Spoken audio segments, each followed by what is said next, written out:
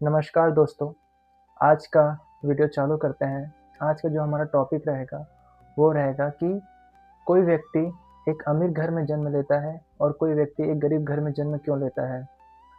ऐसा क्यों होता है कि कोई व्यक्ति बचपन से ही उसे सारी सुख-सुविधाएँ मिलती है, लेकिन कोई बच्चे ऐसे होते हैं जिनको बेसिक नीड्स भी नहीं मिलती है या उनको कपड़े, खाने के लिए भी उनको तरसना पड़ता है, चीज़ों को मेहनत करनी पड़ती है।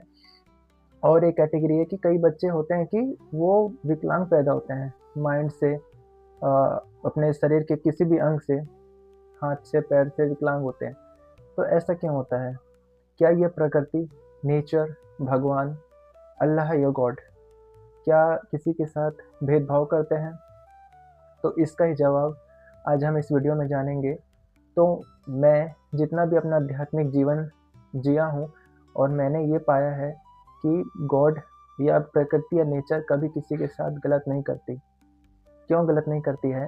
बिकॉज़ वो एक मदर है। नेचर हमें मदर के रूप में एक मिली है, जो कभी किसी के साथ गलत नहीं होने देती, क्योंकि जो मदर का नेचर होता है, वो अपने सारे बच्चों को एक समान देखती है। उसी तरह उनके लिए जितने भी हम सभी बच्चे हैं, वो उनके लिए बच्चे हैं। तो ऐसा क्यों है कि कोई इतना अमीर घर में पैदा होता है, कोई इतना गरीब घर में पैदा होता है और कई इतने विकलांग पैदा होते हैं जन्मजात, उनकी कोई गलती नहीं होती है। तो ऐसा इसलिए होता है कि उनके जो पूर्व जन्मों के जितने भी कर्म हैं, उसके अकॉर्डिंग जो उनको जन्म मिलता है, वो उनका ही प्रारब्ध होता है। मान लीजिए आज कोई एक अमीर घर में पैदा हुआ है बच्चा, तो वो अमीर घर में पैदा क्यों हुआ? तो हम इस नज़र से देखते हैं कि उसका जो पिछला जन्म था या जो इस जन्म को छोड़कर बाकी जितने भी जन्म थे, उसने कुछ अच्छे पुण्य कर्म किए थे, जिसमें दान होता है, तपस्या करना होता है, भगवान की भक्ति करनी होती है और अच्छे कार्य भी होते हैं।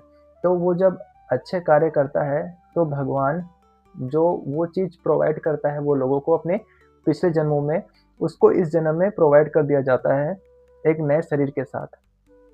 उसी तरह जो बच्चे गरीब घर में पैदा होते हैं और 2 वक़्त की रोटी के लिए भी उनको तरसना पड़ता है, उनको अक्सर अपने पिछले जन्मों में वो बुरे कर्म किए होते हैं, यानी वो जिस चीज़ के लिए आज वो तरस रहे होते हैं, वो चीज़ वो किसी को तरसाए होंगे। एग्ज़ाम्पल देता हूँ, मान लो एक बच्चा जो पैदा होता है अभी और उसको खाने के लिए रोटी भी नहीं मिलती है, बहुत गरीब घर में पैदा होता है, तो ये माना जाता है कि वो जो व्यक्ति है, जो अभी उसको नया शरीर मिला है, वो जो पिछले जन्म में किसी व्यक्ति को उस खाने के लिए तड़पाया होगा या उसको दिया नहीं होगा। इसलिए वो सेम क्रिएशन जो नेचर है वो रचता है, उसको एक नए शरीर में देता है और उसको उसी सिचुएशन में डालता है कि आप फ़ील करो कि जब आपने किसी को खाना नहीं दिया था, उसने कैसे फ़ील किया था। एज़ इट इज़ यही नेचर करती है। और जो विकलांग लोगों की बात होती है, इनके क्या होते हैं, वो भी कर्म के अनुसार ही बंधे होते हैं। अगर मान लीजिए वो दिमाग से कमज़ोर हैं, ठीक है? दिमाग से कमज़ोर है तो वो पिछले जन्मों में कुछ ऐसे कर्म करते हैं, जो किसी व्यक्ति को इतना हर्ट करते हैं कि वो व्यक्ति मानसिक रूप से संतुलन खो बैठता है या चीज़ों को समझ नहीं पाता है। तो इसीलिए हम बोलते हैं कि अपना जो भी कार्य करते हैं आप हमेशा सतर्क होकर करिए, क्योंकि वो कर्म आपको घूम के इस जन्म में अगर नहीं भी मिलता है, तो आपको आने वाले जन्मों में वो भोगना पड़ेगा। ये शास्त्रों का अनुमोदन है और शास्त्रों की बात कभी झूठी नहीं होती, ठीक है? ये नेचर का रूल है कि जो व्यक्ति जैसा वर्क करेगा अपने सारे जीवनों में, वो वैसा ही फल इस जीवन में काटेगा। तो आपके ऊपर चॉइस होता है हमेशा। नेचर क्या करती है, जो मनुष्य योनि है, जो हम जीव हैं, जितने भी मनुष्य हैं, फीमेल, मेल जितने भी हैं, ये सब हैं कार्य करते हैं और फल भोगते हैं।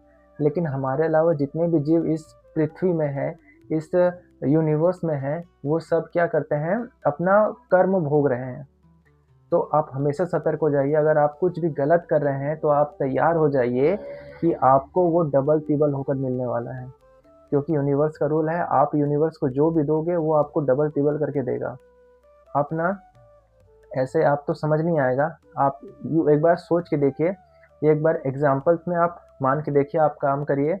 अगर आप किसी भी चीज़ से अभी ग्रसित हैं, मान लीजिए किसी को पैसे से दिक्कत है, किसी को नौकरी से दिक्कत है, किसी को शादी नहीं हो रही अपनी पसंदीदा लड़की से, या घर में कुछ प्रॉब्लम है, बीमारियां हैं, कुछ भी है, एनीथिंग एल्स, आप एक काम करिए, वही चीज़ आप लोगों को दान करना चालू करिए।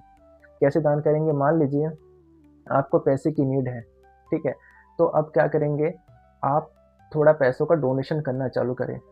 कहाँ करेंगे? अब पैसों को डोनेशन करने के पीछे भी बहुत बड़ा चीज़ है। अगर आप किसी को पैसा पे करते हैं और वो पैसे से किसी गलत चीज़ों में यूज़ हो जाता है, कोई शराब पी लेता है, कोई गलत कार्य कर लेता है उस पैसे से, तो वो जो पैसे का यूज़ है, उसका जो कर्म है वो आपको भी लगेगा। पर्टिकुलर पर्सन को तो लगेगा जिसने गलत किया है, और आपको भी वो जो फल है वो भोगना पड़ेगा। इसीलिए जो पैसों का दान है ना, आपको सोच समझ के करना चाहिए। तो आप पैसों का दान आप कहाँ कर सकते हैं? पैसों का दान आप किसी की मदद करने के लिए कर सकते हैं। मान लीजिए कोई हॉस्पिटल में है, उनका बिल पे नहीं कर पा रहे हैं और वो बहुत जूझ रहे हैं, तो आप उनकी थोड़ी हेल्प कर सकते हैं। आप किसी बच्चे को कुछ अ, उस पैसे से खरीद कर दे सकते हैं खाने के लिए। तो आप इस तरह से हेल्प करिए, और 21 डेज़ आप देखेंगे आप, और वो पैसे की कोई कीमत नहीं है। आप ₹5 के कर सकते हैं, आप 10 के कर सकते हैं, 1000 के कर सकते हैं।